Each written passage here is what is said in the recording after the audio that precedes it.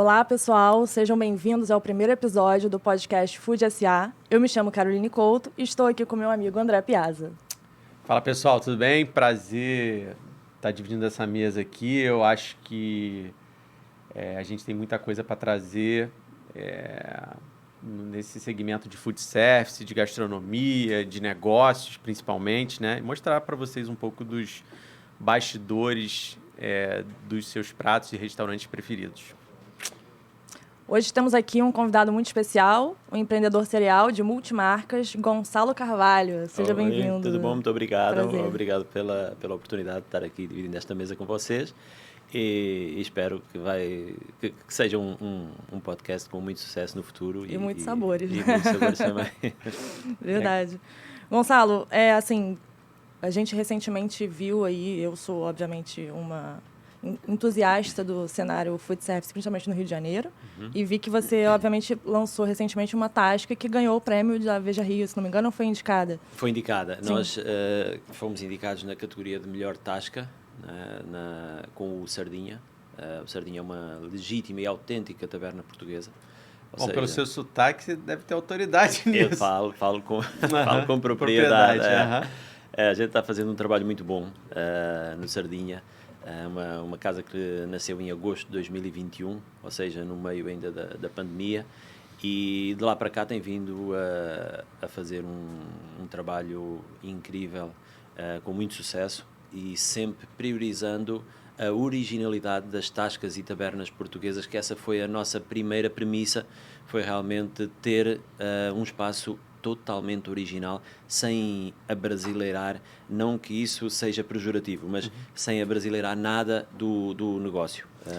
E pronto, e ganhamos, aliás, fomos finalistas na categoria de melhor tasca, no Sardinha, e também aproveitando já o embalo, e também na Oji, na pizzaria, que também ficámos finalistas entre os 3 últimos.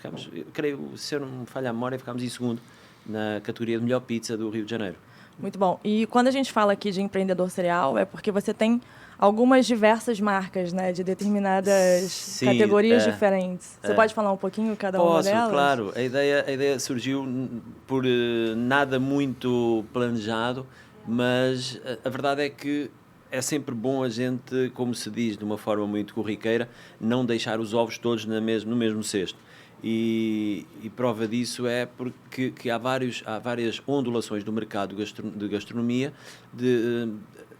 derivadas das diversas categorias, seja de hambúrguer, seja de churrasco, seja de pizza, etc. Então isso acaba por ser bom e muito vantajoso, porque nós nunca estamos dependentes nem reféns de uma determinada moda ou de uma determinada linha de sucesso, ou digamos assim.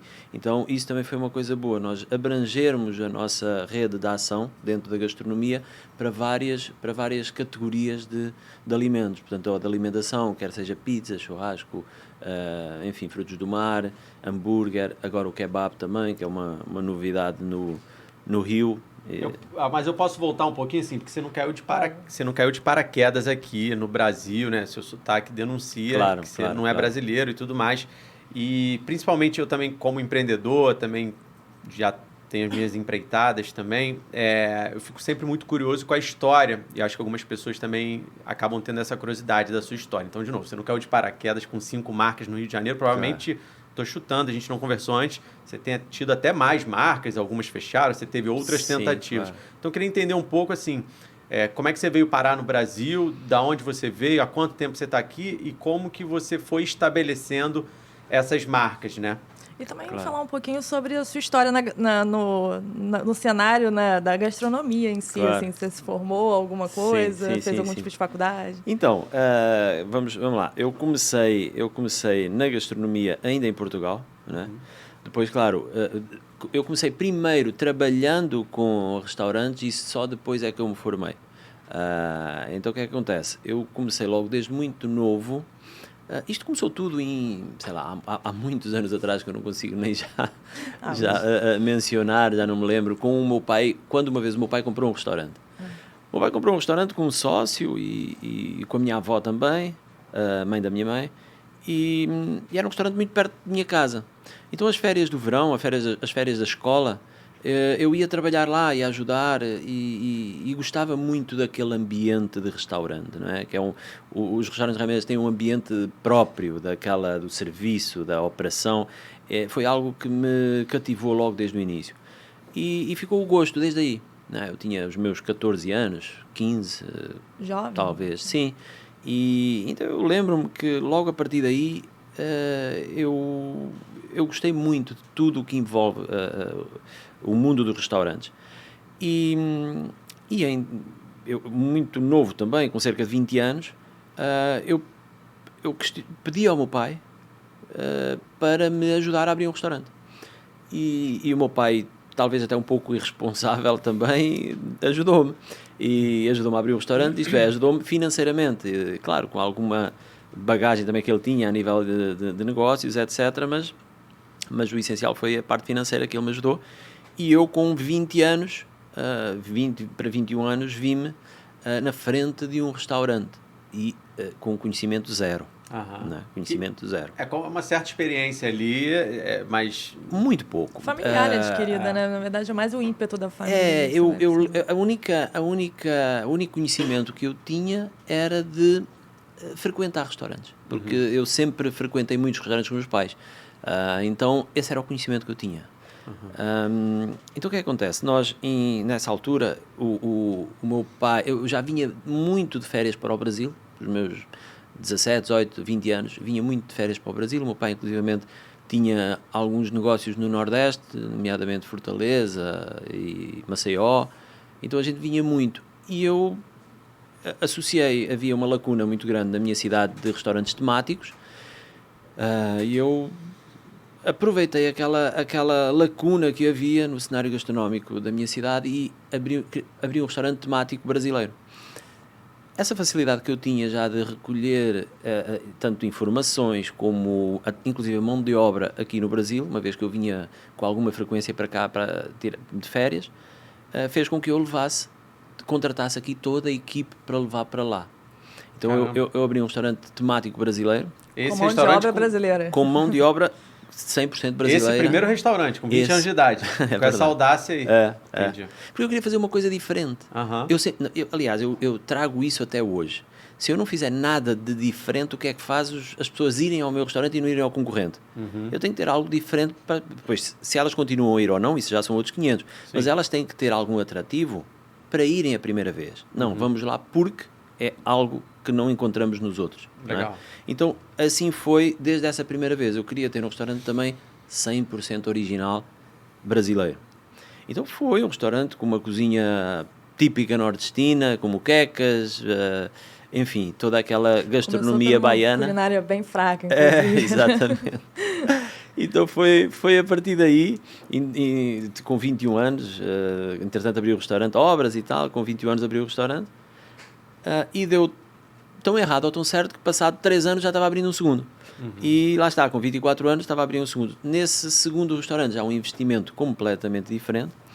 Aí o meu pai realmente já viu que ele poderia-me continuar a ajudar porque eu tinha jeito para aquele tipo de negócio, então o investimento já foi outro, ele já estava muito mais confortável, continuou me ajudando, e eu abri uma churrascaria rodízio, que na altura, estamos a falar em 2004, ainda as churrascarias rodízio estavam no auge. Sim. Então, lá o Brasil exportou isso para muitos lugares, né? Nos Estados Unidos mundo fez inteiro, sucesso, mundo né? inteiro, foi. Verdade. E mais uma vez eu venho ao Brasil e recruto toda a equipe para abrir a churrascaria. Então fui no Porcão, fui no Fogo de Chão, eu sei que eu levei muita gente. Que mais tarde me deu alguns problemas com a imigração. Sim. É isso que eu fico imaginando, né? A complexidade disso.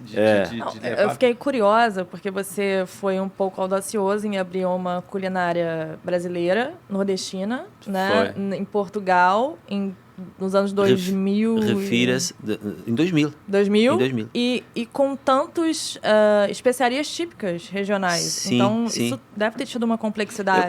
Eu consegui encontrar tudo lá. Mas legal.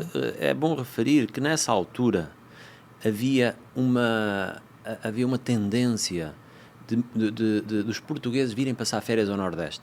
Entendi. Então, era meio que... Você já tinha uma audiência lá muito de grande. matar saudade, né? Você já toda a tinha... gente sabia o que era moqueca, toda a gente sabia.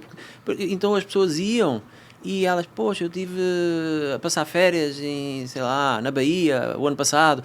Pô, este ano rolava eu tive... uma nostalgia gastronômica, então, né? Depois, pronto, música ao vivo, a animação típica do povo brasileiro e pronto, e aí as coisas começaram a correr bem. Abri essa tal churrascaria depois em 2005 e depois em 2007 abri uma outra. Portanto, eu andei, estava numa corrente normal de expansão. O primeiro restaurante chamava-se Zé Carioca, era engraçado, embora a culinária fosse nordestina, o nome era Carioca. E o segundo depois era uma churrascaria que se chamava Gauchão, né? Porque toda ligada para aquela vertente gaúcha do churrasco, etc. Terceiro restaurante, segunda churrascaria, também era Gauchão, porque a minha ideia depois aí já era pegar na marca Gauchão, então fazer um plano de expansão legal, abrir uma outra cidade. Mais uma vez vim ao Brasil buscar imensa gente. Eu lidei com imensos problemas. Sim.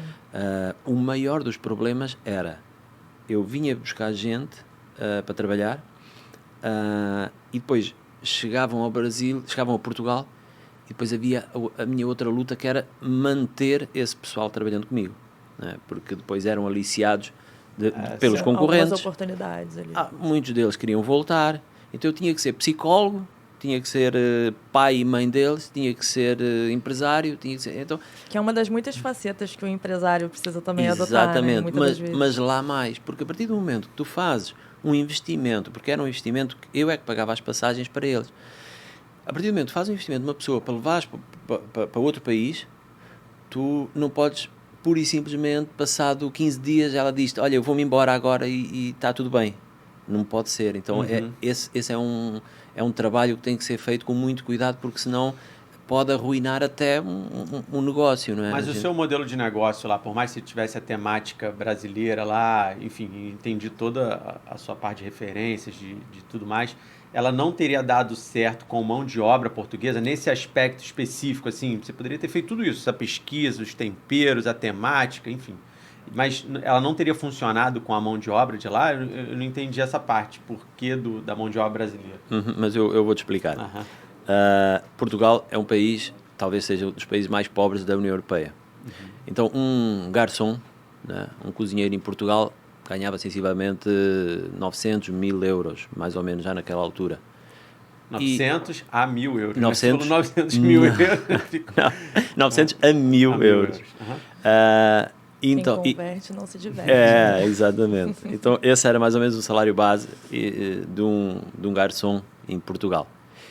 E, por exemplo, no Luxemburgo ou na Suíça é 4.000. Entendi. Então, por aí eu respondo à tua pergunta. Um português que seja garçom em Portugal é por muita falta de opção e por muita... ou seja, eles todos, a grande maioria, emigram. Então, até hoje, há muita dificuldade de mão de obra para esse trabalho braçal em Portugal, até hoje.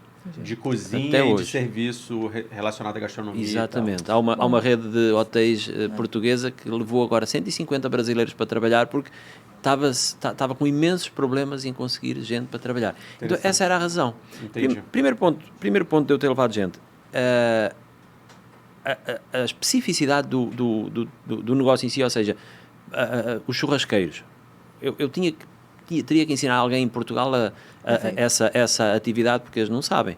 Não sabem, porque em Portugal não há os passadores de carne, que nem a gente chamava. Corte de carne. Então não há. Então tinha que fazer essa formação. Então tinha muita vantagem eu levar para lá gente daqui. Né? Não que eu fosse pagar menos, não que eu fosse tomar vantagem disso. Não, os salários eram iguais. A vantagem é que, pronto, aqui havia muito mais mão de obra que lá. E aqui as pessoas já tinham... Aqui é o inverso, na verdade, né? Aqui a mão de obra era mais abundante. Exatamente. E as pessoas ganham menos. Naquela altura. Estava disposto a pagar mais para menos mão de obra. Então compensava, porque naquela altura um garçom aqui ganhava 1.500 reais e o câmbio na altura estava 3,5, ou seja, 1.000 euros dava 3.500 reais, então quase que triplicava o salário e as pessoas iam. Perfeito. Uau. Legal. Bom, fica aí também o gancho, né? Para quem quer internacionalizar suas marcas, é importante fazer esse dever de casa. As dificuldades que tem. Depois pronto, passou essa fase dos negócios lá em Portugal, apareceu, isto em cerca de 2009, 2010, veio a crise na Europa. Uma crise extremamente forte e, claro, todas as áreas de negócio sofreram muito com a crise nessa altura e eu não fui exceção. E na altura, a minha esposa, eu era casado com uma brasileira, né? Então começámos a equacionar a opção de vir morar para o Brasil. Entendi. Essa era foi o turning point. Exatamente. Lá. Porque eu pensei, o cara tá indo bem, tá expandindo, começou cedo, tá tendo sucesso, audacioso, com resultado. E aí, era para você estar lá até hoje, claro, né? E aí a explicação tá aí, então. Foi a crise e esse vínculo já anterior com o Brasil falou, cara, vamos olhar para lá, pode ser que lá esteja melhor. E você, enfim, teve o ímpeto de vir para o Rio de Janeiro mesmo ou você pesquisou ali o melhor cenário para investir na gastronomia? Não, eu vim para o Rio de Janeiro justamente porque eu gostava da cidade. Entendi. Foi só por causa disso. Eu gosto do Rio de Janeiro, eu vou para lá. Na altura, como eu estava a dizer, essa minha esposa, na altura, ela prestou concurso público para vir, para regressar ao Brasil, começou a estudar para concurso público, passou aqui no Rio.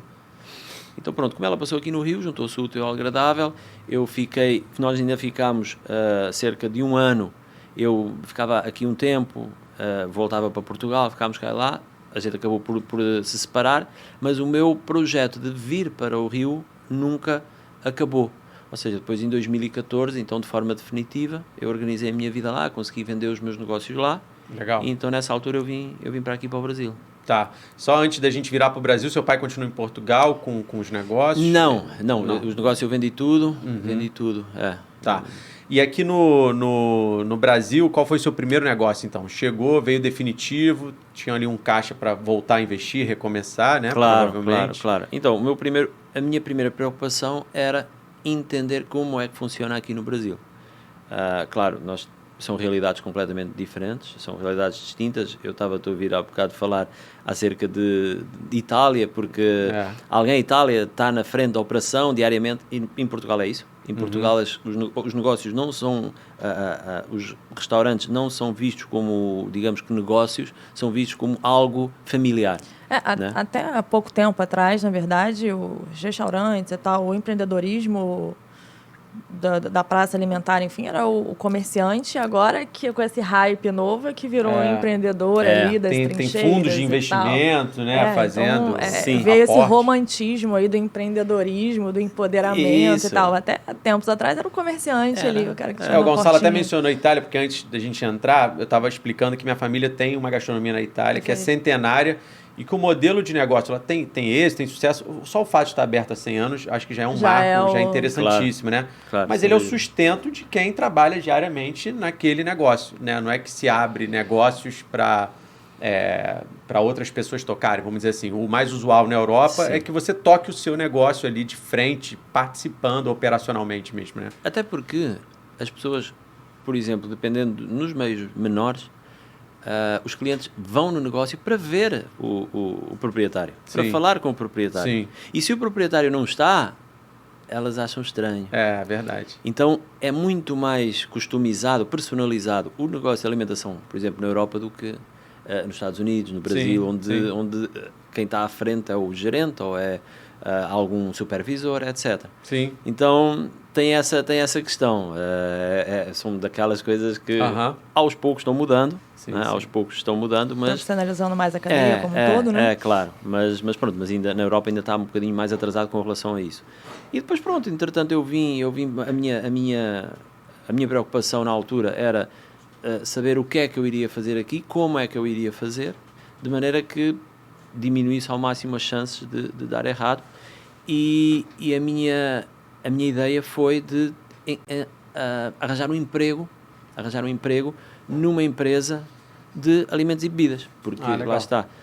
E eu consegui arranjar um emprego numa das melhores empresas de alimentos e bebidas do Brasil, que não sei se já ouviram falar, a Companhia Tradicional de Comércio, uma empresa de São Paulo. E eu fiquei lá durante um ano para tentar entender Dona de alguns bares tradicionais, inclusive de São Paulo. Tradicionalíssimos, e eu fiquei lá sensivelmente 1 ano, mais ou menos, um pouquinho menos, e aprendi muito principalmente como é que o Brasil funciona a nível de negócio e gastronomia. E é um segmento difícil, né? Porque você escalar em formato de bar é um puta desafio. É muito, muito difícil. É muito difícil. Você me vê uma escola boa. É uma boa escola. E pronto, e assim foi. Na altura, depois, quando eu achei que estava preparado, fui abrir comprei um restaurante, porque lá está. Às vezes a gente tem medo, e o meu medo era, eu não vou abrir nada do zero, eu vou comprar alguma coisa já funcionando, Claro. Porque eu vou abrir uma coisa do zero, vai que não dá certo. Mas é uma boa estratégia. Né? Daí isso no Rio? No Rio. Daí eu saí da companhia e fui comprar um restaurante por quilo no centro da cidade. E aí começa a minha história no centro da cidade. Isto em 2015, se eu não me engano, mais ou menos. Então chego, vejo as opções que tem. Um cenário positivo, né? Porque nessa época, no Rio de Janeiro, por exemplo, a Copa do Mundo, pós-Copa do Mundo, entre uma safra e outra de eventos olímpicos ali, né? Entre Copa e Olimpíadas. O centro estava pujante ali, de alguma forma. O centro, no geral, também sempre foi um porto seguro. Até caro, um tempo atrás, né? Porque você botava lá, tinha uma certa garantia de público, de volume, de venda, né? Então, é até um porto seguro, é diferente, assim, você ter um negócio no centro do que apostar num negócio voltado mais para o entretenimento da Zona Sul, da Barra. Até tempos atrás, hoje em dia o cenário é completamente diferente, mas até tempos atrás o centro era um porto seguro. Então, tem um restaurante Aquilo no centro, nada mais seguro que isso. Nada mais seguro, exatamente. Exatamente, é o café com leite, né? Não, e é isso que eu tô falando, assim, eu trabalhei no centro nessa época e, assim, o movimento era um negócio astronômico, né? Sim. Primeiro pelo turismo, que estava extremamente aquecido naquele momento ali, você tinha muitos cruzeiros ali próximo e tal. A zona portuária sendo revitalizada, você tem ali naquela época estava se inaugurando aquele museu do Amanhã. Do Amanhã, exatamente. Sim. Então, aquela região ali, ela ficou um tempo aquecida, né? Para o mundo dos negócios e para o turismo, entretanto, né? Essa foi a minha ideia realmente, era abrir alguma coisa ali que eu tivesse o meu fim de semana, meu sábado e domingo, ali os negócios no centro do Rio, eles funcionam de segunda a sexta, hora de almoço. Então era um pouquinho isso também, era essa a minha ideia. Mas, lá está. E é engraçado que não havia muita coisa à venda nessa altura no centro do Rio. Ainda não, né? Não havia, era difícil era de encontrar. Extremamente rentoso, né? Era muito, muito, muito bom, na altura havia pouca coisa. Mas pronto, lá consegui encontrar um restaurante à venda e pronto, e comprei. E aí mais uma lição, né? Mais uma lição porque o restaurante, embora estivesse aberto, embora estivesse funcionando, mas quebrou, né? Quebrou. E aí eu já vinha daquela bagagem lá, já vinha com aquela bagagem de Portugal, da crise, os negócios já caindo em Portugal. Eu chego aqui, levo mais tenho mais uma lição, né? Que realmente comprei um negócio que, por estar aberto à partida, eu imaginei que fosse um risco menor, mas mesmo assim... Mas você acha que foi mal calculado, assim, se foi mal brifado do que você estava comprando, ou foi inexperiência com o nosso mercado mesmo? Não, foram pequenos detalhes que eu não reparei antes de fechar o negócio. Entendi. Aí pequenos depois detalhes, vai somando tudo e aí se torna... Depois entra uma bola de neve de acúmulo de dívidas e não tem a mínima chance. Entretanto, com esse negócio já em queda livre, e lá está, e sem medo, porque já não tinha nada a perder, conheço uma amiga, conheço uma pessoa, namorada de um amigo meu, que era de Manaus, queria vir para o Rio e queria abrir alguma coisa no Rio, e eu sugeri-lhe, olha, eu tenho este ponto, ele como o restaurante, porque ele não está dando certo, mas a gente pode reinventar a operação e de repente abrir uma hamburgueria, que é o que está agora a começar a dar muito certo. E assim foi. Que foi o início das hamburguerias artesanais no Brasil, exatamente. assim, digamos. Aí estamos a falar em 2015. E aí pronto, aí foi a virada. Né? De pequenas coisas, é incrível como a vida nos dá nos prega estas partidas, e por outro lado nos dá também umas outras coisas. E pronto, e peguei naquele ponto que era o restaurante por quilo, e montei uma hamburgueria. No mesmo estabelecimento, desculpa. Exatamente. Então, a hamburgueria da Alfândega é no estabelecimento que você tinha o... É isso? Exatamente. Legal, interessante. E aí você teve sucesso com a hamburgueria? Daí pronto, aí a hamburgueria, lá está. Volto à questão inicial do que é que eu tenho de diferente dos outros. E havia uma hamburgueria que fazia muito sucesso no centro também, mas que não tinha aquilo que eu tinha de sobra, que era espaço. Eu tinha 100 lugares sentados e esse meu concorrente tinha, sei lá, 18. Então, lá está. Depois eu fui, antes de abrir a hamburgueria, claro, fui para São Paulo, vi muito eu ia te perguntar isso, assim, como que é esse momento, né, da pesquisa, do desenvolvimento da marca, assim, que a hamburgueria da Alfândega, bom, acho que é uma das principais aqui do Rio de Janeiro hoje, quando se fala de hambúrguer artesanal, né? Talvez uma das que ainda sobrevive nessa pegada do artesanal, assim. Claro. Digamos, como que é essa etapa, né? Você é um cara da criação, assim.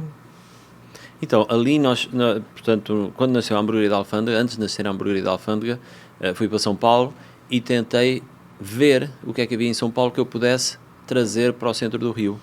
E em São Paulo havia uma hamburgueria, que entretanto abriu mais, que se chama Vinyl Burger. Claro, conheço. Conhece? É muito tradicional. E a particularidade é que o cliente chega e monta o hambúrguer como ele quer. Ele escolhe, eu quero este pão assim, quero o queijo assado, quero isto. O que é muito difícil numa operação, né? Porque você acaba tendo que ter uma disponibilidade enorme de produtos, né, de prateleira. E precificação também, né? Porque... Não, mas o principal é, imagina, na hamburgueria da Alfândega, onde... Antes da pandemia, agora as coisas não estão ainda dessa forma, mas antes da pandemia chegavam de uma vez só 50, 60, 100 pessoas e cada um escolhe um hambúrguer de uma forma diferente. Ou seja, a operação tem que estar extremamente oleada para se conseguir atender a tanta gente de forma tão peculiar, não é?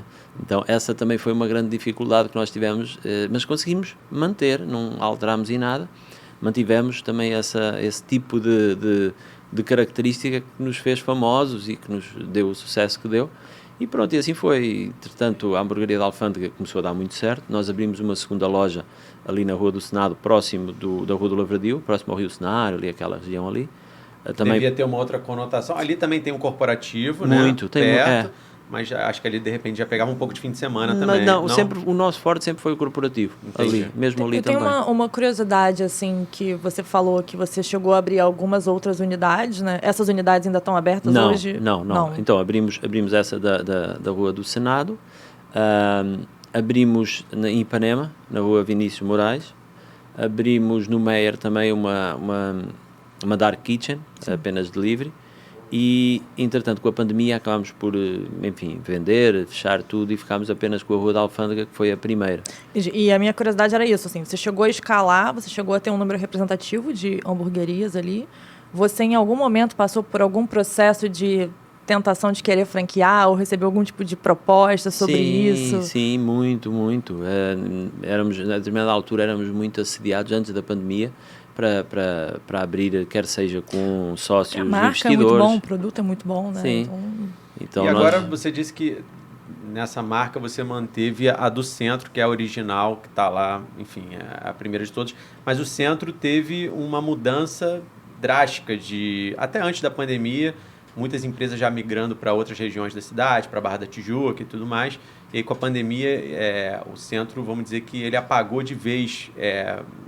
Enfim, está muito vazio lá, né? Essa parte corporativa, principalmente, que você atendia. E aí você manteve só a de lá, especificamente. Tem algum motivo específico lá? Na verdade... Acho que, só aproveitando também, acho que vale a pena você contar também como que foi o cenário pandemia, né? Para vários empreendedores ali, que eu tenho certeza que vão ficar curiosos para saber como que você sobreviveu a isso. E o curioso também é saber quantos % assim, da tua operação de hamburgueria o delivery representa.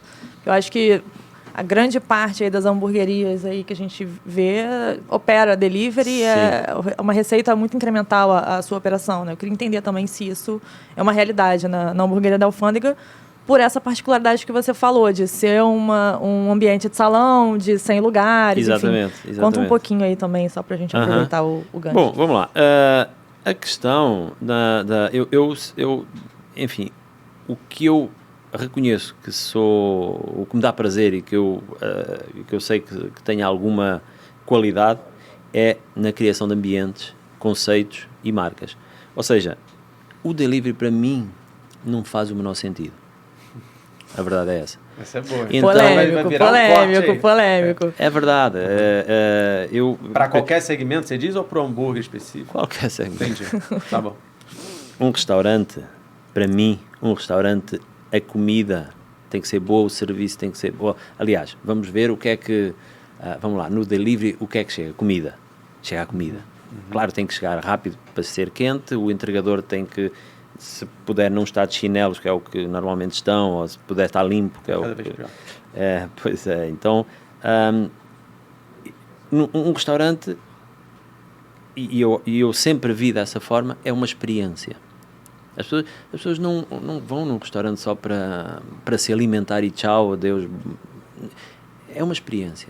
Então a pessoa, desde o momento que ela pisa no restaurante, que ela senta, que ela é atendida, que ela tem a refeição dela, que ela está num ambiente com uma música adequada, com uma limpeza adequada, com uma organização adequada. Portanto, tudo isso é a gastronomia. A partir do momento que a pessoa pede um prato para comer em casa, tudo bem, é ótimo que a gente precisa disso também para os restaurantes, tanto é que na pandemia precisámos disso para sobreviver, mas para mim não faz muito sentido, né? Então, eu sou um criador de conceitos, de marcas, justamente por isso, de ambientes, que é o que me dá prazer. Dá-me prazer, por exemplo, alguém chegar a um restaurante meu e a trilha sonora estar de acordo com o ambiente e o atendimento, ser um atendimento que realmente faça a diferença. Então, tudo isso é a gastronomia para mim. E tudo isso faz sentido. Quando a pessoa recebe uma refeição em casa num saco, para mim as coisas já começam a... Você não está oferecendo o seu melhor, né? O seu forte é a experiência. Por muito, exato. Eu estou a falar no meu caso em particular. Claro. São modelos de negócio distintos. Claro, obviamente. Mas então, e por isso mesmo, e pelo centro nunca ter sido forte o delivery, porquê? E eu vou explicar de uma forma muito resumida. Por exemplo, em São Paulo, as pessoas são muito mais workaholics. As pessoas comem e trabalham. Na mesa, e elas comem para viver. Aqui no Rio não. Aqui no Rio as pessoas às 10h30, numa empresa, elas já estão perguntando onde é que nós vamos almoçar. Portanto, o carioca, ele gosta de confraternizar, ele gosta de conviver. Então, aqui as pessoas, e acho isso incrível, porque nada mais é do que a vida, né? É o social. Exatamente. No primeiro lugar, né? Então, aqui, as pessoas, elas saem. Então, a minha venda sempre foi balcão. No caso da hamburgueria, sempre foi mesa, sempre foi presencial. E o delivery nunca assumiu um lugar de destaque nos meus restaurantes. Por isso quando chegou a pandemia, eu estava despreparado. Eu não estava preparado, por exemplo, como colegas meus que já trabalhavam o delivery de uma forma muito mais intensa. Então isso aí pegou muito desprevenido quando apareceu a pandemia, porque assim, agora tu vais ter que te virar para um segmento ou para um tipo de serviço que tu não estás habituado e que tu não tens expertise. E eu aí tive que correr contra o relógio, e por isso é que acabou que depois recebi uma proposta para a hamburgueria de Ipanema, acabei vendendo, porque o delivery nunca conseguiu explodir da maneira que foi. Lá era um estabelecimento até grande, né? Eu morava perto ali. Sim, era muito grande. Uma casa, né? Exatamente. Um estilo bem legal. Então, e assim foi. Depois abri também a Dark Kitchen no Meier, também não deu certo, porque o meu foco nunca foi o delivery. Então, aí eu reconheço que eu não sabia trabalhar. E tem também a questão de, já que o teu foco não era o delivery, existe também uma análise que não pode ser desconsiderada, que são os custos de embalagem de delivery, né? O quanto isso também impacta hoje para você ter uma operação rentável e que consiga, inclusive, manter a experiência do consumidor ali, mantendo os preços também, né? Porque, no final das contas, eu quero na hamburgueria da alfândega e também, se quiser comer na minha casa, ter o preço acessível ali da mesma forma e tendo a mesma experiência. Acho que aí também está o desafio, né? Porque hoje, bom, papelão subiu absurdamente, os custos de embalagem, eu trabalho com isso, é claro, então tem esses números bem apurados e eu sei o quanto isso impacta, né, numa operação. Então, eu acredito que imagina, o seu desafio foi, além de não operar, e também entender como que seria, né, esse estudo para atualizar esse cardápio, enfim, rolou isso? Ou tô falando aqui? Não, claro, são custos que têm que ser imputados no produto final. E muitas das vezes as pessoas não entendem, né? Mas botando no delivery é mais barato, deveria ser mais barato. Eu acho que eu não consigo enxergar que nesse ponto da nossa conversa, que eu não consigo enxergar se ele se prejudicou ou não de simplesmente não querer entrar no delivery. Sabe por quê? Porque muitas pessoas que achavam que entendiam delivery, não, delivery eu já faço e tal, na verdade não tinha lá a experiência necessária, até porque é uma coisa muito nova num contexto geral, e eu falo muito disso para alguns clientes que eu tenho de mentoria, que assim, eu acho que poucas pessoas, por mais que seja uma coisa super difundida, poucas pessoas sabem operar delivery de verdade. E quando eu falo delivery de verdade, é envolver todos os custos necessários, é manter a experiência. A apresentação do prato. Apresentação. O próprio insumo é diferente, né? Um prato que você serve na hora não é o mesmo prato que você converte numa e hoje em dia tem matérias-primas específicas para o delivery. Então a indústria também já está se profissionalizando nesse ponto. Então, assim, ele falou que não entendia de delivery, ele recuou, e eu não sei se ele foi pior ou melhor do que quem achou que sabia e quebrou lá na frente e gastou muito mais. Perfeito. Né? Então ele saiu, vendeu, né? Pelo que eu entendi, vendeu as coisas, não opera o delivery, vão manter o que eu sei fazer.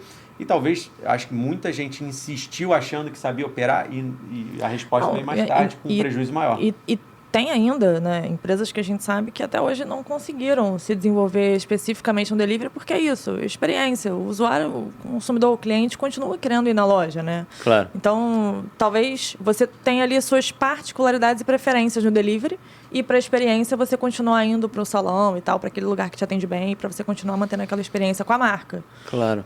O delivery, enfim, e eu tenho esta minha opinião acerca do delivery e é realmente alicerçada em muitas situações. Por exemplo, é muito comum a gente receber um pedido de delivery faltando alguma coisa. Muito comum. E quer dizer, se é no salão, se é no restaurante, falta alguma coisa, o mais pode acontecer é a gente voltar a chamar o garçom, olha, esqueceu disto, e ele traz. No delivery era um problema. O time do cliente também mudou, né? Claro, porque acaba que você quer comida em 20 minutos. E então... aí se chega... Hoje você já tem esse cliente um pouco mais, eu diria, inflamado, né? Da demora ou qualquer brecha mesmo para o erro que o restaurante tem, talvez a gente hoje não está tão empático a aceitar, né? É verdade. Hoje em dia o delivery, para mim, em todos os restaurantes, deve representar cerca de, para vocês terem uma ideia, 5% do volume e 80% das reclamações. Ou seja, não faz sentido nenhum. Então hoje, mas você fala em todas as operações? Mas ou assim, num conjunto. Num conjunto. Você não fomentou, não é a sua área de interesse, e eu te entendo, e eu acho até que, assim, de novo, a gente poderia falar 10 episódios aqui só sobre delivery, e eu acho que, assim, hoje André, eu empreenderia no delivery se for uma operação específica de delivery, que nascesse para isso, com a cozinha desenhada para isso, com as pessoas preparadas para isso, com tudo. É uma estrutura de delivery. Pô, baita negócio. Vou deixar um gancho pro negócios, as maiores redes do mundo, né, são de delivery, né? Você vê a Domino's, você vê várias redes grandes. Mas que eu nascesse para isso, né? Sim, essa transformação de tentar abraçar tudo, como eu vejo que 90% das pessoas fazem, quer ser um cara de super experiência no lugar, mas quer ser um super cara de delivery. Cara, não vai acontecer. Não vai acontecer. É muito difícil que isso aconteça bem, assim. Que o cara navegue bem nas duas frentes. Não tem como. Já pensou em alguma marca nascer nativa digital delivery, por exemplo, como dizem hoje? Não. Legal. Não. Agora, a gente falou de hamburgueria, a gente falou de Portugal, falou da história da hamburgueria, né, onde ele acabou se estabelecendo. Né? Pandemia, enxugou a hamburgueria, mas aí, do nada, a gente, logo no começo do episódio, falou de 4 marcas a mais, assim, então... Eu só queria complementar, assim, na verdade, o que é curioso, pelo que eu percebi, e você vai poder falar mais sobre isso, é que você veio pro Brasil, logo depois veio a pandemia e tal, teve a hamburgueria da Alfândega, e aí explodiu as outras marcas de momento pandemia. Pelo que eu entendi. Mais ou menos. Mais ou menos. Eu parei nas hamburguerias. Exato. Entretanto, em 2019 começa uma corrente muito forte em São Paulo. Eu sempre tento ser pioneiro nas coisas que eu faço. Ou pelo menos sair logo na linha da frente. Algum dia vai dar certo, né? A gente pega as coisas assim. E isso é um feeling ou objeto de pesquisa mesmo que você vai... Não é à toa, não é? Para as trincheiras ali. Eu vejo mais ou menos o que acontece em São Paulo e tento me antecipar a trazer para o Rio, né? Então, havia um movimento muito forte, que há uns anos atrás, cerca de, 3 anos atrás, de eventos de defumados. Não sei se vocês acompanharam. Então, a gastronomia, o tipo de culinária texana, começou a ter um papel muito importante aqui no Brasil, nomeadamente em São Paulo. Então, a gente começou a ouvir falar em brisket, em pastrami, em tudo aquilo que antigamente ninguém sabia nem o que era, né? E muita gente ainda não sabe. Então, isso nada mais é que foi a emancipação da culinária texana que começou a chegar muito ao São Paulo e interior de São Paulo. Então começaram a abrir aqui algumas fábricas de pit smokers, que são aqueles defumadores grandes. Que parece uma Maria Fumaça. Assim, tipo isso, exatamente. Então, eu, entretanto, tinha um amigo, marido de uma grande amiga minha, canadense, que queria vir para o Brasil, porque a namorada e depois, futuramente, a esposa morava aqui no Rio, e ele queria vir, e ele já trabalhava em gastronomia há cerca de 15 anos, e ele queria vir para aqui, para o Rio, para morar com ela. E numa dessas vindas eu perguntei-lhe se no Canadá também havia esse tipo de culinária texana. E se ele estava por dentro, se ele sabia fazer, etc. E ele disse-me que sim, que isso para ele era muito comum, era muito normal, mesmo no Canadá, fazer esse tipo de culinária, esse americana tipo de mais vertente texana, que era justamente o que estava muito no auge aqui em São Paulo. Pode dizer que seria o Outback raiz ali no final. Exatamente. É isso mesmo. Só para a gente fazer um contraponto aqui para explicar um pouco mais para as pessoas. Né? Lá está, mais uma vez, tudo feito de forma original. Portanto, nós começámos a pesquisar. Pronto, ele veio e eu propus-lhe abrir no Rio uma smokehouse, não é? Mas original, tal e qual como são no Texas.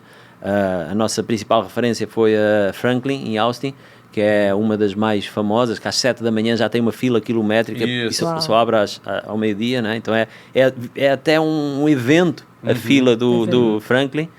E enfim, e muitas mais casas no Texas famosas. E nós, o Hometown, tem também em Nova York, e nós decidimos abrir no centro do Rio também uma smokehouse. Que ano isso? 2019, você falou? 2019. Nós começámos com esse projeto em 2018. Então você já tinha enxugado a alfândega, estava lá com a hamburgueria, funcionando ali, você falou que não sentiu tanto. Já tinha uma outra hamburgueria também, da Rua do Senado, também já estava funcionando. Então, e assim foi. E decidimos. Portanto, lá fomos nós fazer todo esse trabalho. Vamos para São Paulo arranjar um fabricante para fazer o pit smoker. Vamos ver o que é que temos de insumos aqui aí eu volto nessa história do insumo, assim, porque é praticamente meu dia a dia ali. E me dá muita curiosidade de saber como que foi fazer essa curadoria, né, dos insumos ali, porque a gente sabe que esses cortes não eram tão populares ainda no Brasil e no Rio de Janeiro tão pouco. E, enfim, como que vocês fazem, né, esse início dessa curadoria? Assim, vocês chegaram a importar algum tipo de corte? Não. O problema maior não eram nem os cortes, tinha a ver mais com as especiarias, as pimentas, porque as pimentas, as especiarias em si, que chegam aqui ao Brasil, elas são todas muito sem sabor. Elas não são tão intensas como nos Estados Unidos, por exemplo. Então aqui nós tivemos, a nossa dificuldade maior prendeu-se mais até pela parte das especiarias do que propriamente pelos insumos. Porque aqui os insumos, quando são bons, são muito bons. Então nós trabalhamos com uma linha de bovinos muito boa, de uma marca conhecidíssima. Então, claro, tivemos ali alguns meses até acertar a fórmula certa, não é? Mas a partir do momento que acertamos... Mas esses hubs de tempero, eu falo porque eu implantei uma parrilla ano passado também, bem do jeito que você está falando, e eu trouxe os hubs, os temperos, eu trouxe todos de fora. Pelo menos a pessoa que estava à frente lá da parte gastronômica, que estava desenvolvendo, que ficava de frente mesmo, com um bico na parrilla lá e no pit smoke, disse para mim que o ideal era trazer tudo de fora e a gente trouxe tudo de fora. Então a gente comprava no eBay, na Amazon, onde dava, a gente comprava caixas e caixas desses esses hubs, que de fato fazem toda a diferença. Assim. A gente conseguiu carne aqui de 3, 4 fornecedores. Agora, claro que ano passado nem se compara quando você abriu, mas enfim, a gente já tinha muita coisa selecionada em porções menores, inclusive. Bem do jeito que a gente queria, mas esses hubs, você falou agora, eu lembrei, a gente trouxe tudo de fora. A gente não conseguiu achar aqui. Porque no final também vira uma assinatura, né? Do restaurante ali. Claro, porque isso aí é uma coisa que isso custa muito dinheiro chegar nessa fórmula, né? Custa muito tempo, por isso é que depois entram as... porque é que às vezes as franquias, as pessoas... mas o que é que vai franquear porquê? É só o nome, né? Não, é o nome e há todo o processo para chegar aqui. Então, nós tivemos essa dificuldade de conseguir acertar essa fórmula, mas nós tínhamos outro problema, por isso é que nós não podíamos também importar esse tipo de coisas, não podíamos... Nós estávamos no centro do Rio, e o centro do Rio tem um budget. Se a gente quiser cobrar mais do que 50, 60, na altura, 50 reais uma refeição, a gente estava fora. Verdade.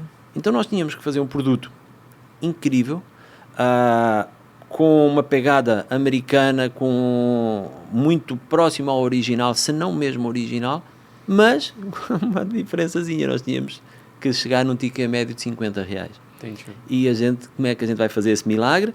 Não podia ser importando as pimentas do estrangeiro, não podia ser fazendo nada disso. Ou seja, a gente tinha que ter um jogo de cintura muito grande para conseguir fazer esse milagre. E fizemos. E essa também com e toda essa a experiência marca dele, né? Que sim, veio. Exatamente. E ele realmente está na frente dessa casa até hoje. Embora seja meu sócio nos negócios depois quase todos. E essa casa se chama, a gente não falou. Low Fire. Low Fire. Em cima da hamburgueria da Alfândega lá, né? Exatamente. Então hoje, quem visita hoje a hamburgueria da Alfândega, em cima tem uma extensão que é essa carne texana. Que é o Low Fire. Que é somente no horário do almoço? É só no horário do almoço. Abre às 11 e fecha às 5, de segunda a sábado. E agora, assim, como... Desculpa te cortar. Fatalmente, esse tempero, toda essa vinda desse canadense, trouxe também melhorias para o hambúrguer, provavelmente, né? Ou não? Não, mas são cozinhas separadas? Totalmente. São empresas separadas, são cozinhas separadas, são negócios completamente... Hoje o Gonçalo é esse empreendedor serial de multimarcas. E como que você administra todas essas suas marcas, assim? Só para a gente já... Olha, eu tenho, como eu falei, eu tenho em cada negócio em si, eu tenho sócios, né? Eu tenho sócios e hoje está tudo muito centralizado, está tudo muito distribuído de uma forma bem organizada. Eles são sócios operadores? Ou... Então, o Mo, que é o meu sócio quase em todos os negócios, ele fica muito presente na parte operacional. Né? Gastronômica. Que é a expertise dele, é onde ele realmente entende muito da parte de gastronomia, da parte de operacional em si mesmo. Depois, pronto, tenho a estrutura montada com a parte financeira, a parte também... na pizzaria tenho um outro sócio operador, que é um outro sócio que opera na ODG, que é o Renan. O Renan que está na frente da ODG. Pronto, no Sardinha tenho também um sócio, que é o que fica mais na frente do negócio também, que é o Cecílio. Né?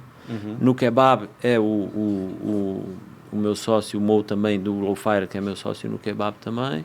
E aí, quando você diz, você cria e tal, você vê um pouco de tendência, principalmente tendência, né? Então, você fala que vai a São Paulo, você viaja, né? E tudo mais, você vê as tendências, mas você chega a criar no nível, assim, de nome, vai ter essa cara, vai ter esse tipo de... O branding ali. Isso é o que me dá mais prazer, né? É a decoração, por exemplo.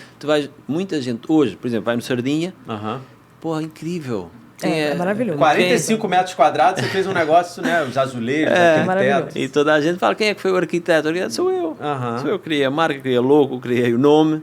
Você é um cara, então, que desenvolve um negócio e na hora que zero. Do zero, e na hora que ele começa a tracionar, você encaixa os seus sócios operadores ali para... O que me dá mais prazer é isso. O desenvolvimento ali. Desde a criação da logo, nome, decoração, implementação do negócio, estruturação, e daí eu posso cair fora. A parte de viabilidade também, tipo assim, vou abrir kebab porque é uma carne que tem um CMV bom, a gente, sei lá, os insumos duram bastante, tem pouco desperdício, essa parte também. O kebab eu posso dar uma lista aqui de 10 vantagens absurdas para abrir um kebab. Vamos deixar para o final, para a gente fazer aí já, de repente, falar desse tema. Eu ia até perguntar assim, a gente então falou da hamburgueria, falou da Low Fire, aí já mencionou aqui o Sardinha, que é uma taberna portuguesa, que você falou lá na frente, tem a Pizza Odd, que é uma pizza napolitana. Né? Exatamente. E aí, dentre esses segmentos de gastronomia que você atua, qual o modelo mais rentável, assim? Bate pronto, assim. Tem um modelo que é mais rentável, tem outros que tem, né? Claro, sem querer, ele acabou de dar um spoiler aqui, que é o... Não, vamos lá. Aí, o kebab pode vir a ser... Aliás, eu espero que seja... E tudo indica que seja o mais rentável pela escala. Sim. Porque o kebab... Claro, a gente não sabe o dia da manhã, mas nada impede que, imagina, daqui a 2 anos a gente não esteja a falar porque o kebab talvez já chegou a 100 lojas. Porque o kebab, ele tem tudo para escalar de uma forma gigantesca, né? Agora, mais rentável em si como loja é o Sardinha, sem dúvida nenhuma. Sardinha. Porque ele tem um valor agregado, ele está no Leblon, claro, né? Claro. E você consegue trabalhar um ticket legal, enfim, tudo mais. Sim. Você chegou... E é uma operação, uma operação enxuta também, né? Porque o rentável não é só quanto você cobra no cardápio. Sim. O rentável é quanto custa a operação, o tamanho dela e tudo mais, né? E ali você está bem... a gente tem um giro muito alto e nós rentabilizamos muito cada metro quadrado, ou seja, a rotatividade de gente é muito grande, o que faz realmente um pequeno espaço se tornar rentável. Dado que você está me falando aí que a operação do Sardinha é uma operação rentável, como que foi esse processo da escolha do ponto do Sardinha, né, do desenvolvimento do Sardinha em si? Porque é curioso, porque no Rio de Janeiro a gente é uma cidade de praia e você vê muito pouco esse tipo de bar de tapas ou petiscos frescos, assim, frios, né? Você tem as casas muito tradicionais, que a gente pode citar algumas aqui que dá na palma da mão, e nada novo, né? Com uma cidade que é extremamente turística, pujante aí de desenvolvimento e tal, uma praia linda, maravilhosa, absurda e pouca variedade, né, nesse tema. Eu acho que toda a gente vai muito sempre para o certo. O que é o certo? É empada, pastel e chopp. Isso. Então, vamos inventar. Não tem nada que inventar. Vamos naquilo que já é certo, que é... E o famoso bolinho de bacalhau. Então, mas hoje as pessoas já viajam. As pessoas viajam, as pessoas entendem, as pessoas conhecem. Então, se a gente colocar alguma coisa nova, de repente as pessoas vão gostar, né? As pessoas vão entender aquilo que acontecia no passado dos portugueses irem para o Nordeste de férias, hoje em dia acontece os brasileiros irem para Portugal de férias. Sim, perfeito. Então chegam no Sardinha e eles olham para o cardápio e eles sentem-se em Portugal. Sim. E eles sentem que realmente é uma casa original, é uma casa bem típica daquelas casas que eles encontram no bairro Alto em Lisboa, na zona ribeirinha do Porto, etc. Então essa originalidade fez-nos sair na frente dos nossos concorrentes, onde tem o pastel, o bolinho de bacalhau, o chopp e mais nada. E o Rio tem um link muito específico com Portugal, né? O Rio, né? Você vê em São Paulo tem um link italiano, até japonês grande, né? Verdade. E aqui você vê a questão do português, principalmente na Zona Sul ali, né? Mas tudo tem uma assinatura, olha só, vamos aqui fazer aqui um exercício praticamente rápido. Os donos das grandes casas tradicionais do Rio de Janeiro são portugueses. Era o que eu ia para dizer. Olha, Bracarense, porquê é que se chama Bracarense? Bracarense porque o dono era da cidade de Braga. Ele colocou ao bar o nome Bracarense justamente por ele ser da cidade de Braga. Braga, no Minho de Portugal.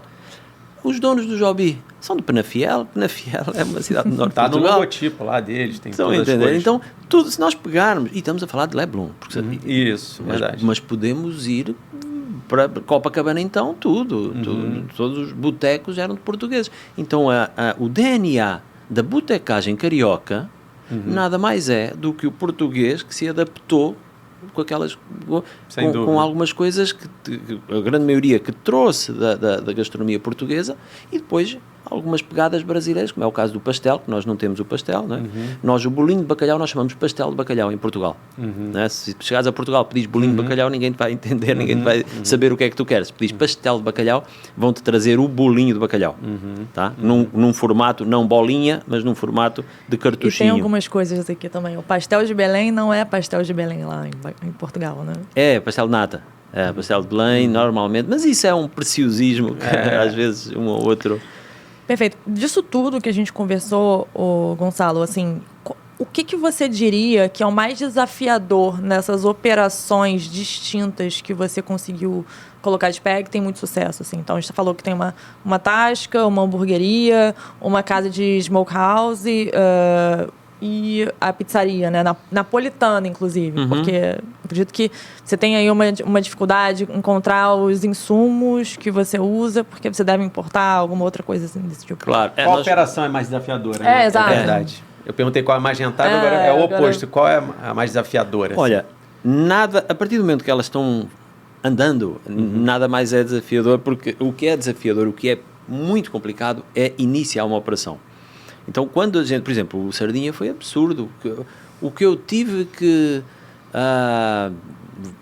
vamos usar a palavra fuçar, o que eu tive que fuçar até chegar nos insumos certos para o Sardinha foi uma coisa que me tirou muito sono, porque eu queria trazer, por exemplo, o queijo Serra da Estrela, que é o topo do queijo português, é um queijo que custa uma fortuna, dado o câmbio que está.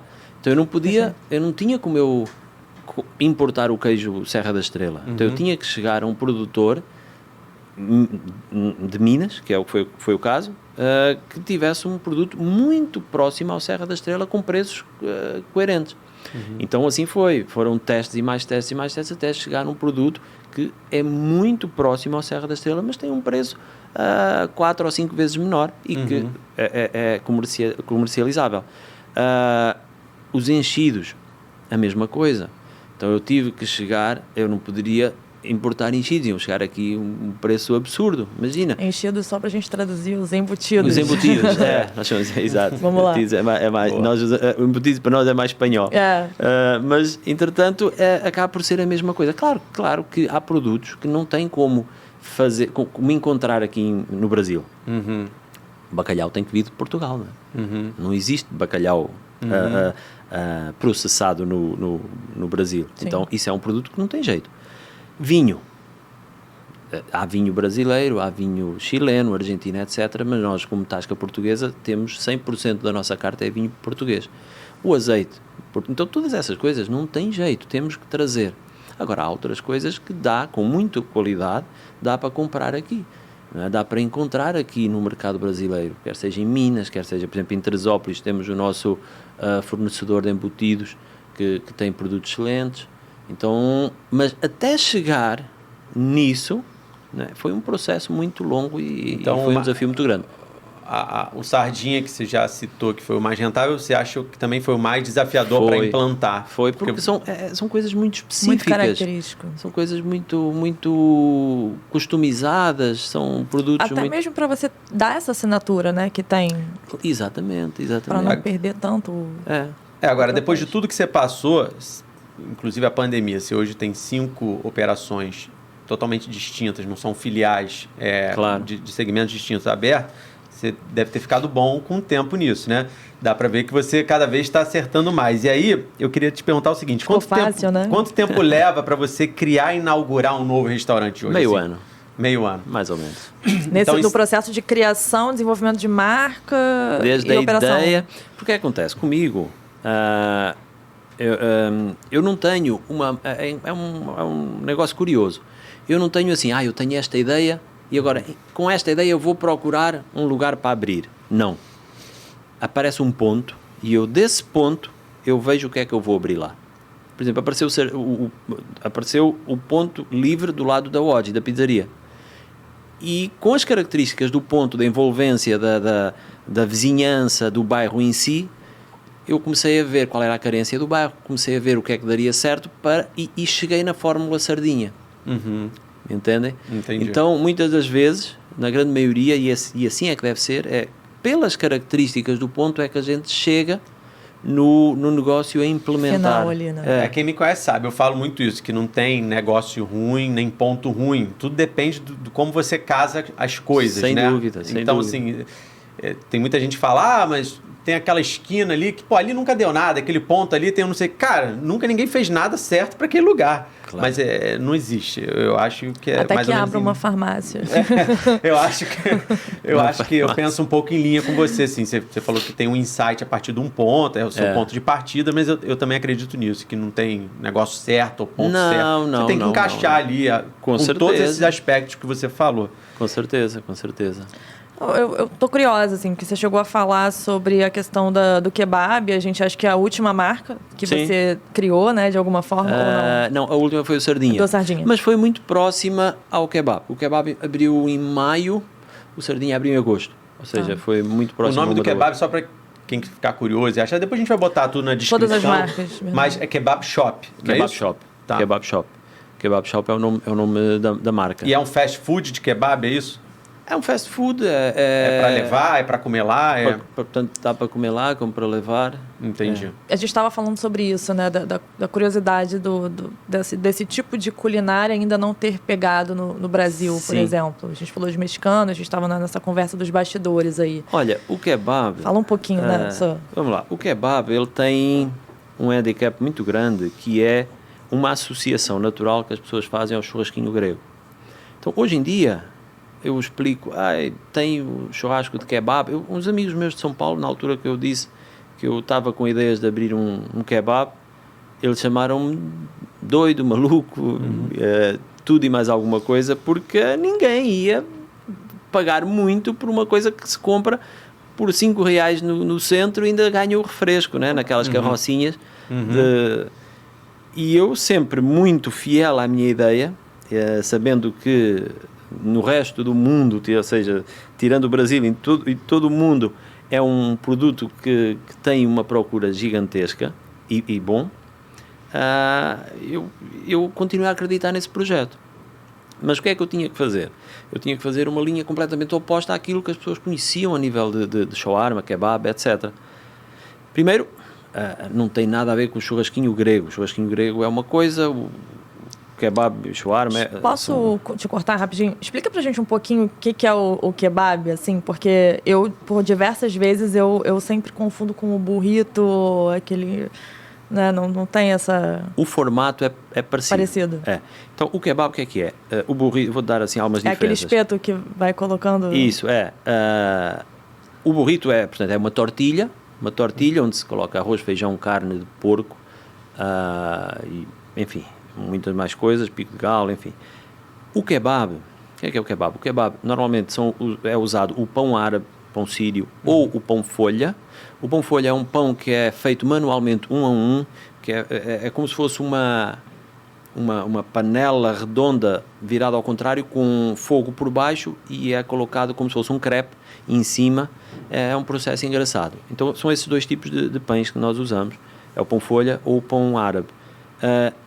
E como é que funciona o kebab? O kebab são carnes que ficam marinadas 24 horas em tempero. Pode ser frango ou carne ou borrego. Porco jamais.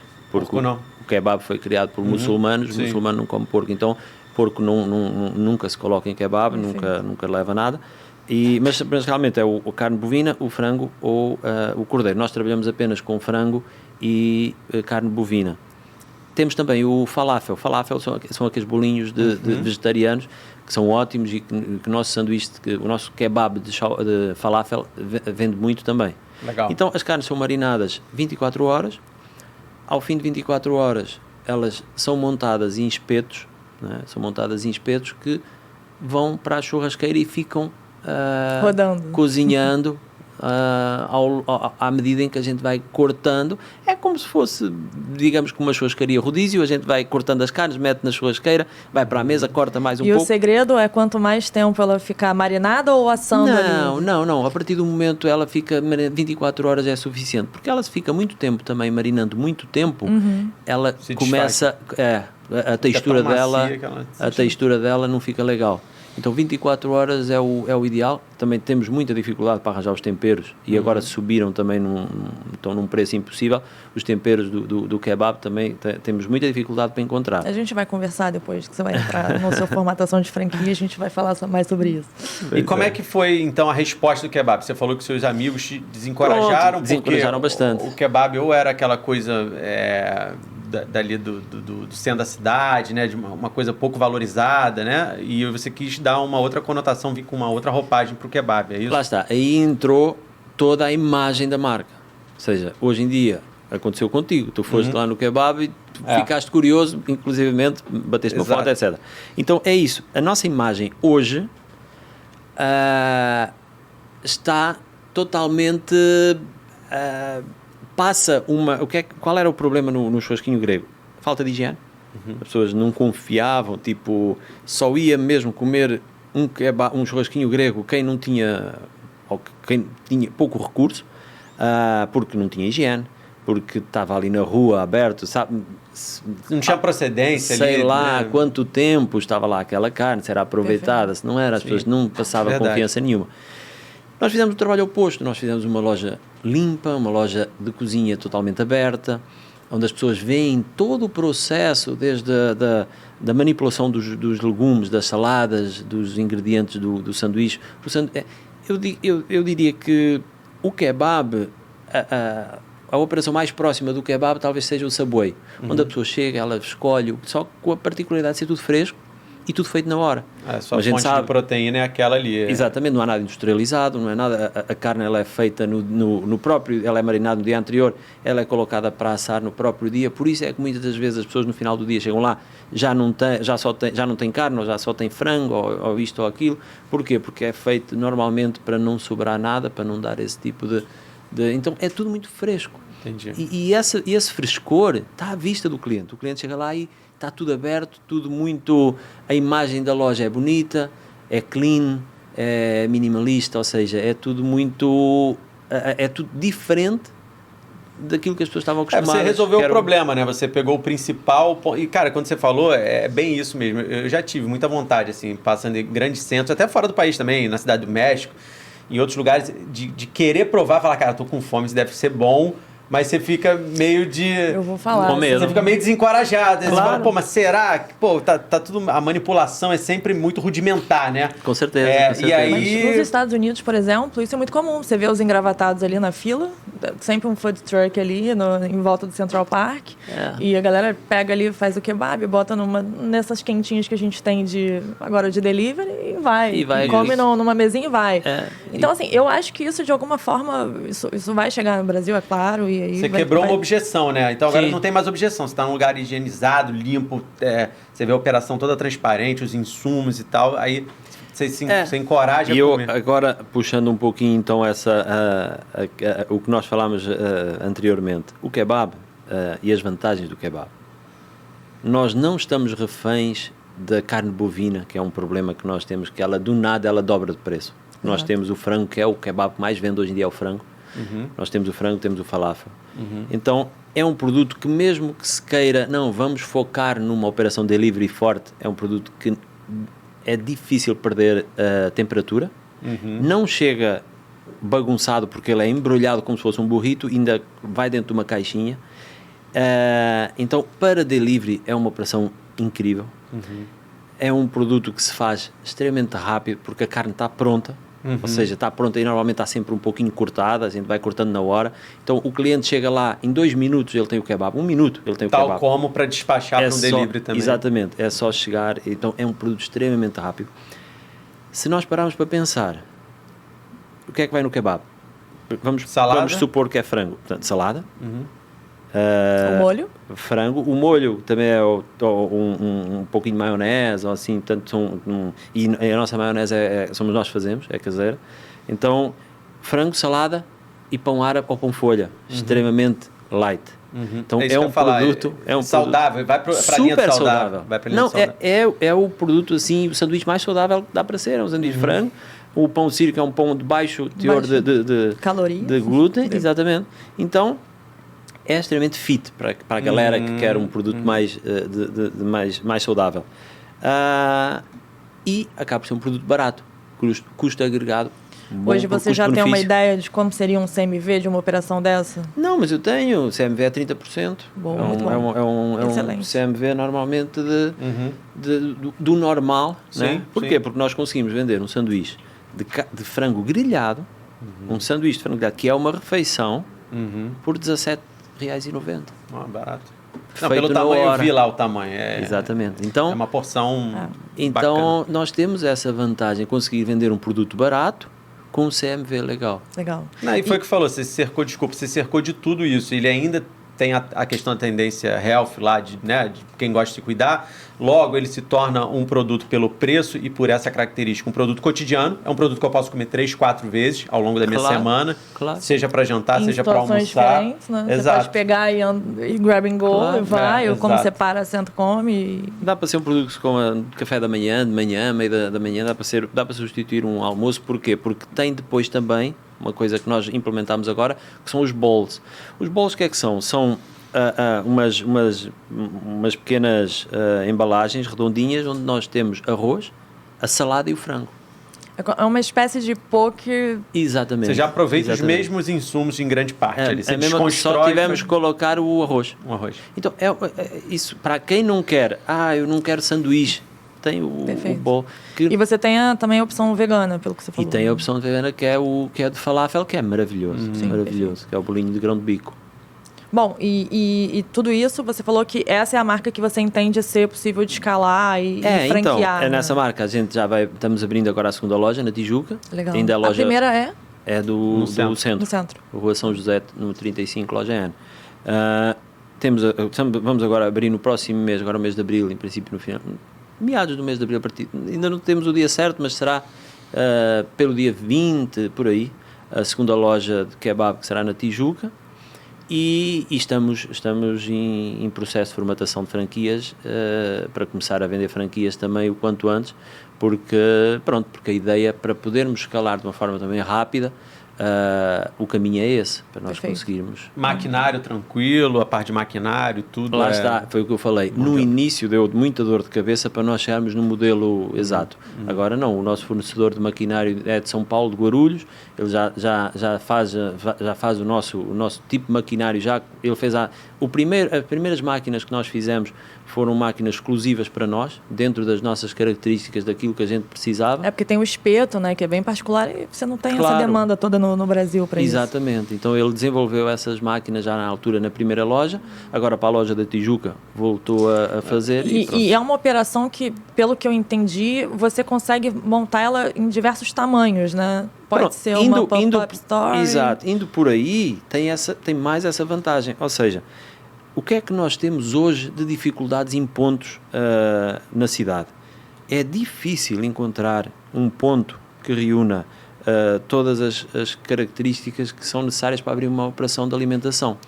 É difícil encontrar um ponto que tenha autorização ou que já tenha exaustão, e é difícil encontrar um ponto onde já tenha gás, ou que seja fácil a instalação de gás, que se é uma loja que não tem gás, é uma dor de cabeça.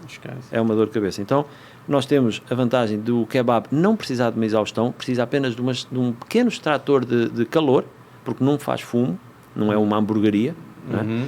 Claro que, mas se quiser colocar batata frita, não, aí tem que ter uma exaustão um pouquinho melhor. Mas quer dizer, não é impeditivo não ter exaustão para montar uma loja de kebab.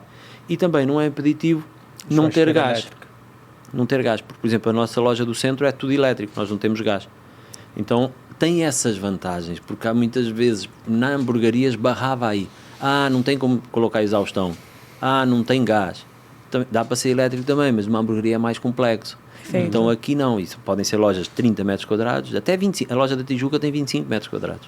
Legal. Eu até lembrei do caso de um amigo meu, vou citar aqui o Espeto Carioca, que Carol conhece também, que a similaridade está nisso. Ele pegou uma coisa totalmente inserida já na nossa cultura, mas de forma ainda rudimentar, que era o espetinho de rua, do ponto de ônibus e tudo mais, fez um restaurante hoje com já mais de 30 lojas de Espeto Carioca em alguns estados. Em breve aqui também no podcast. E aí eu vejo você com essa história parecida, assim, no sentido de tirei da rua um negócio aqui, dei uma ajeitada para isso atingir mais pessoas, botei isso de uma forma agradável para mais pessoas conhecerem, mais pessoas se encorajarem a consumir.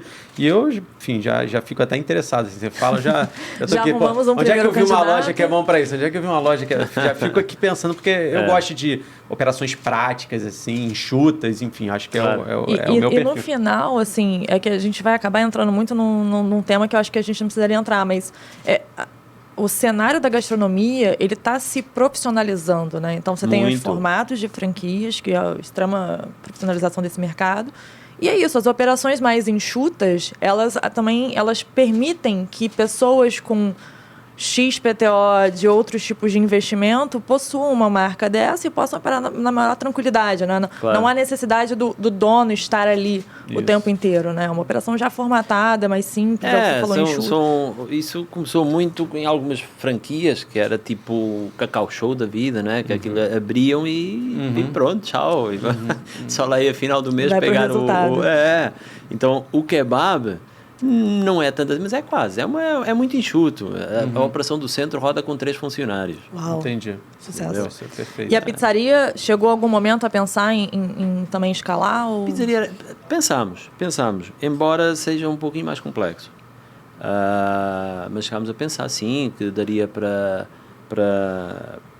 formatar para franquia, etc. Mas depois não avançámos com a ideia. Eu fui lá, eu acho que lá é um lugar, bem como você falou, da assinatura da experiência, a cozinha aberta, o forno, o que você investiu. Chocolate que ele bota na hora. Acho que se aquilo fosse para escalar, não teria tanto investimento na loja, porque a loja é uma experiência. Eu vi lá o forno que você usa, a decoração que você botou, é uma decoração mais gastou mais para dar uma experiência melhor ali, né? Claro. Não vejo isso como muito escala, teria que adaptar provavelmente.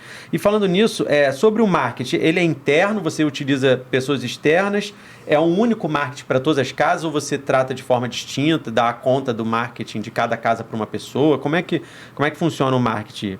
Olha, nós temos uma equipe que cuida do marketing, mas hoje o marketing ele está muito associado às redes sociais, né? Então esse é o nosso foco, é assessoria de imprensa e redes sociais. Tá. Então é o que nós normalmente hoje, nós temos uma equipe que cuida das redes sociais e faz a assessoria também, e é o que nós temos. Tá. E cuida para todas as Mas esse as time marcas. de marketing, ele é interno ou externo? Não, é externo. Externo. Então você tem uma agência que cuida de todas as suas marcas. Sim. Focado nas redes sociais e tudo mais. Posso ir rapidinho para a gastronomia? Claro, não. Segue. Eu ainda tenho algumas perguntas rápidas, assim, como funcionam as criações do cardápio? Você falou que você traz as ideias, mas assim, em quanto tempo você troca isso?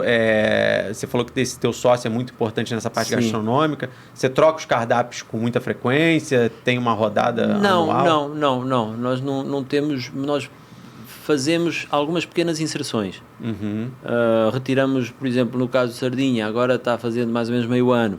Então, pode ser o momento para fazer algumas inserções, retirar algumas coisas que não estão rodando assim com muita frequência. Os preços oscilam também, sim, né? Então, os preços às vezes a gente tem que dar uma ajustada. Mas, por exemplo, no Low Fire, o carro-chefe, que é um combo de degustação que nós temos, com um pouco de cada carne defumada, desde o início até hoje, é o nosso carro-chefe. Agora, claro, vão havendo algumas coisas que a gente vai mudando, umas saladas que a gente vai colocando algumas novidades. Agora, uma mudança geral no cardápio, até porque são, por exemplo, no Low Fire, não tem como mudar o tipo de cortes defumados, porque é aquilo e aquilo mesmo. Na hamburgueria a gente faz uns hambúrgueres sazonais também, de vez em quando a gente faz uma de 2 em 2 meses, 3 em 3 meses, a gente deixa os clássicos, mas coloca sempre um hambúrguer para ficar rodando, sazonal.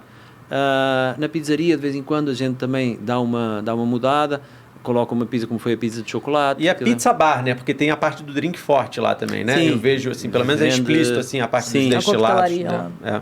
Hoje em dia a gente teve que se virar muito para a questão dos drinks, porque principalmente ali na região do Leblon. Então o Sardinha, a pizzaria, tem uma carta de drinks bacana e que roda bastante também. Tem um CMV bom também, né? O drink tem. Dá para trabalhar bem, né? Tem.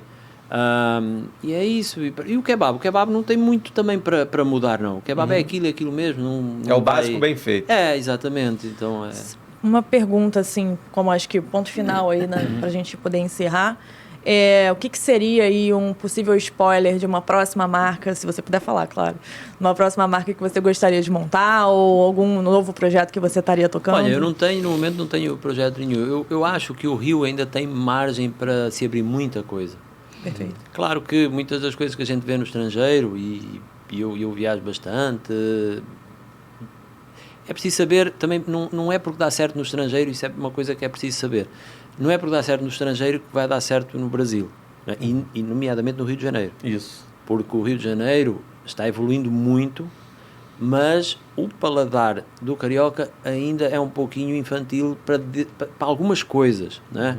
Não para não toda a gente, mas estamos a falar no global. Então, no global, o carioca ainda está muito preso a coisas do passado que não... Enfim, que há margem para abrir muita coisa ainda aqui, não é? O conhecimento gastronómico aqui acho que ainda tem muita margem, embora tenha evoluído muito nos últimos anos, e prova disso é as casas que têm aberto, todas as marcas que têm surgido no mercado, marcas de muito boa qualidade, mas eu acho que ainda há muita margem para se abrir coisas novas. Assim, algo em específico, não sei, eu não tenho assim nenhum projeto, não tenho nada em mente. Lá está, de repente, se aparecer um ponto, dependendo de onde seja, dá para pensar nisso, dá para pensar, de repente, não sei. Mas você está escondendo o jogo, não tem nenhum lugar quente, assim, por exemplo. Vamos fazer o seguinte, um bairro que você olha hoje diferente, que você está olhando com carinho, você passa com o carro mais devagar para ver se tem alguma coisa. Tem algum bairro hoje no Rio que você acha que seja bairro que está muito pulsante a nível de gastronomia é Ipanema, não é? Mais até que Leblon. Se nós pegarmos, por exemplo, vale o que vale, mas se nós pegarmos, por exemplo, na Veja Rio e nós virmos os premiados da Veja Rio, a gente vê que 80% são espaços que abriram Ipanema. Então, Ipanema está até na frente do Leblon com relação a novidades. Que há pouco tempo também teve a cena de Botafogo, né? Botafogo também teve... Antigamente foi Botafogo. Anos atrás aí foi a explosão de Botafogo para a cena gastronômica ali, de bares diferenciados. Né? Botafogo foi realmente um bairro que explodiu e abriu muita coisa boa aqui há uns anos atrás. Mas ainda há mercado para... Você tem uma Lapa ainda para explorar, você tem Flamengo, tem a Lapa Catete, tem a Lapa que lá tinha tudo para ser um polo e está meio abandonado. Então... Tem uma galera que está tentando, né, dar esse upgrade ali na Lapa, você vê alguns bares novos nascendo, enfim. Eu acho que você deveria olhar para lá com carinho, porque eu acho que o próximo cenário do Rio de Janeiro pode ser lá. E aí, Ipanema, ele falou que passa com o carro um pouquinho mais devagar, por tudo que está acontecendo lá, e algum segmento específico, assim, coisa mais enxuta, mais para bar, mais para restaurante, alguma coisa. Você falou que você está bem em cima do kebab, né? Então... hoje o meu foco principal é o kebab. Então, sempre que eu estou atento a alguma coisa, é alguma loja para abrir um kebab. Não que seja para abrir loja própria, mas pelo menos para indicar para algum possível franqueado. Já deu spoiler ali. Mas o kebab realmente, ele, embora seja fácil de encontrar lojas com as características para poder abrir um kebab, por outro lado tem uma dificuldade enorme, que é uma loja de kebab, ela para dar certo tem que ser em lugares de muita passagem de gente. Então é bom nas saídas de metro, é bom em áreas onde, digamos, a gente costuma chamar o formigueiro é intenso. Então, e há muita... E aqui, no Rio de Janeiro não falta esse lugar. Deixa eu até dar um insight aqui. Perto de faculdades, a gente viu muita gente fechando, desde o cara de dentro da cantina da faculdade, que tinha um dinheiro certo, até as pessoas ao redor de grandes faculdades. E eu estava conversando com um amigo meu, dono de faculdade, e está voltando agora o presencial em definitivo, né? Por enquanto, previsto aí ainda para esse primeiro semestre. Então, assim, todos esses estabelecimentos que estavam vagos ali e que ficaram a preço de bananas estão voltando a fazer sentido. Então, já não vão estar mais disponíveis de novo. Então, claro, é um movimento interessante. Você falou agora de grande circulação. Eu acho que quem tem um ponto ali perto da faculdade, que ainda parece ser um mau negócio, porque a faculdade não está trabalhando na sua plenitude de presencial, pode começar a apostar nisso, porque vai voltar com tudo. Um kebab, por exemplo, dentro de uma grande universidade de 14 mil alunos, para mim faz todo sentido. Total, né? total. Uma praça de alimentação numa faculdade, por exemplo, faz todo sentido. Não, sem dúvida nenhuma. A vantagem realmente do kebab é essa. A rapidez. Tendo o fluxo de gente na porta, é o que é preciso. Porque tem um custo-benefício bom, é rápido, é saudável, pronto, enfim, aquelas vantagens todas que eu já falei, só precisa disso. O meu encerramento ele é gastronômico, então vou fazer o encerramento aqui, depois você conduz o final. Mas eu não tem como deixar de perguntar, eu até já fiz no passado um programa que falava sobre isso, que é o Meu Carro-Chefe, e eu queria saber o seguinte, dentro das suas 5 casas lá, eu queria que você me falasse um prato de cada casa para eu sair de lá conhecendo tudo. Então assim, o que eu como no Sardinha... Só precisa falar um prato. O que eu como, o que eu peço no kebab, o que eu peço na pizzaria. Fala um de cada. Boa, só porque... André, daqui a gente vai comer. E eu acho que o pessoal também, cara, pelo menos eu sou assim. Eu saio de um programa desse, eu tô assistindo, eu já vou nos arrobas, já quero ir, já quero ver como é que é. Então assim, qual é a experiência dessas 5 marcas aí? Fala um prato de cada. Eu vou falar o meu prato preferido. Tá ótimo. Hamburgueria de Alfândega, vamos por ordem cronológica. Hamburgueria de Alfândega, o clandestino, é um hambúrguer... um dos primeiros e é o meu hambúrguer preferido. O Low Fire, o combo degustação, que dá a possibilidade de se experimentar um pouquinho de cada. A pizzaria na Oggi é a Margarita. É uma pizza simples, mas lá está, para mim as pizzas preferidas é Margarita e Marinar. Marinar é só molho de tomate. E é ali que você conhece a pizza, né? Ora, pouca gente sabe isso. O molho de tomate é bom. O molho de tomate e a massa. Porque, na verdade, o segredo da pizza é a massa. Né? O segredo do hambúrguer é o pão. Então, isto são coisas que pouca gente sabe, essas coisas. Né?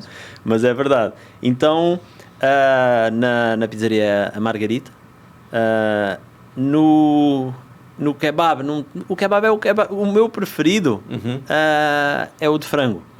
Mas o de falafel é realmente, porque as pessoas às vezes mas vegetariano, cara, provem o de falafel. O kebab de falafel é incrível, E o sardinha, cara, o sardinha é difícil falar só um prato. Mas eu vou falar a chanfana. A chanfana, o que é? Vou ser breve nesta história. A culinária portuguesa, ela é toda baseada em cima de crises, de guerras, etc. Então, a culinária portuguesa e não só, a culinária italiana, a culinária espanhola, ela foi desenvolvida toda em cima de guerras e crises, né? A Nutella é um produto pós-guerra. Sem o cacau de chocolate fizeram com creme de avelã. Então, e a chanfana é um prato que nasceu como? Há duas versões, ambas muito engraçadas. A primeira era, as tropas de Napoleão, quando passaram em Portugal, elas pegavam os cabritinhos novos, porque a carne era mais macia, e levavam para os exércitos. E só ficava para a população as cabras velhas, né? os bodes velhos, carne dura. Então foi desenvolvida uma técnica para essa carne ficar saborosa, que foi cozinhar em fornos tipo de pizza durante 2 a 3 horas em vinho. E surgiu um prato que hoje em dia é chamado chanfana, que é carne de cordeiro, de cabra, que é cozinhada durante 2 a 3 horas em vinho e fica um sabor inimaginável. Incrível. Há uma versão também que conta que as tropas de Napoleão, quando passaram em Portugal, para dizimar, não sei se população, mas os rebanhos, etc., envenenaram os rios. E envenenaram os rios, então as pessoas não podiam cozinhar com a água, tinham que cozinhar com vinho. Então cozinhavam. Então há essas 2 versões, não sei qual delas é a verdadeira, mas ambas são incríveis, assim, que demonstram a dificuldade que antigamente se tinha e que as pessoas tinham que se reinventar para poder cozinhar os alimentos. E assim foi. Então, esse prato, para mim, é um prato também que tem muita memória afetiva, porque desde pequenininho eu comia esse prato e que eu fiz questão de o inserir no Sardinha. Então, claro, a apresentação nós tivemos que adaptar só um pouquinho para... Porque a chanfana, o que é a chanfana? A chanfana, nós compramos uma cabra em Portugal, desmanchamos a cabra toda em pequenos pedaços, colocamos no que nós chamamos caçoilos, com vinho e os temperos, e colocamos num forno. Num restaurante não pode ser apresentado assim, não é? Então, essa foi a minha dificuldade com o meu sócio Mo, para a gente arranjar uma forma de fazer essa receita para poder ser servida num restaurante. Então, nós compramos o stinco do borrego, que é como se fosse um mocotó, que vem aquele ossinho depois de sair, que é uma apresentação incrível. E pronto, e apresentamos, temos apenas esse corte, que fazemos todo o processo, mas apresentamos assim, com um puré de batata, e pronto, ela é apresentada assim no sardinha, que é um prato que pouca gente ou quase ninguém conhece. Está anotado. Esse eu não provei lá ainda. Não provei. A gente pode ir lá. Aqui. Bom, vou partir aqui para as minhas perguntas, mas na verdade não é uma pergunta, é só mais um fechamento aqui. Se fosse para dar um tipo de conselho para quem está começando no cenário da gastronomia, querendo montar um empreendimento, o que seria o conselho do Gonçalo, assim, do cara que lá com 16 anos abrir uma franquia do kebab. Já não esquenta a cabeça, não perde tempo. Já vai no que tá certo. Muito bom, gente. Então é isso. Muito obrigada. Primeiro episódio encerrando aqui. Obrigada. Obrigado a todo mundo. Obrigada, Obrigado a vocês pelo convite. E vocês já sabem, nos assistam agora no YouTube, nos streamings, na plataforma de streaming, podcast. E se tiver um amigo que possa se interessar pelo episódio, compartilha, se inscreva no canal, comenta. Dê uma olhada em todos os links que a gente vai botar nas descrições, que são os nossos links, os links do Gonçalo, dos restaurantes dele, enfim, a partir daí você pode navegar por esse mundo. E sugestões também dos próximos convidados aqui que talvez vocês queiram assistir e que a gente vai atrás para poder entrevistar. Obrigada, gente. Valeu, até a próxima. Valeu, tchau, obrigado. Tchau. Um abraço.